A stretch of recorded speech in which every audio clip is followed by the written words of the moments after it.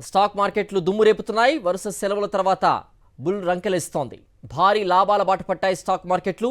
1500 పాయింట్స్కు పైగా సెన్సెక్స్ లాభాల్లో కొనసాగుతోంది. నిఫ్టీ కూడా 450 పాయింట్స్కు పైగా లాభాల్లో దూసుకెళ్తోంది. మరింత సమాచారం బిజినెస్ అనలిస్ట్ గీతానంద్ గారు అందిస్తారు. గీతానంద్ గారు, బుల్లిష్ రన్ కనిపిస్తోంది. సెలవుల తర్వాత చూసినట్లయితే 1500 పాయింట్లకు పైగా లాభంలో సెన్సెక్స్ కనిపిస్తోంది. ఈ బుల్లిష్ రన్కు గల కారణాలు ఏమనుకోవచ్చండి? సో ఇందులో ప్రధానంగా చెప్పాల్సింది గ్లోబల్ క్యూస్ పాజిటివ్ గా ఉండడంతో మన మార్కెట్లు పాజిటివ్ గా రియాక్ట్ అయ్యాయి. Trump tariff exemptions temporary relief ఏదైతే ఉందో ఈ మార్కెట్ కి పాజిటివ్ సెంటిమెంట్ అందించిందని చెప్పొచ్చు.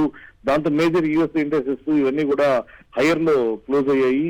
సో అది మన మార్కెట్ మీద ప్రభావం చూపించింది. దాంతో పాటు రూపీ రైజ్ కావడం కూడా 39 పైసలు రూపీ రైజ్ అయింది. అదొకటి విక్స్ కొంత ఈజ్ అయింది.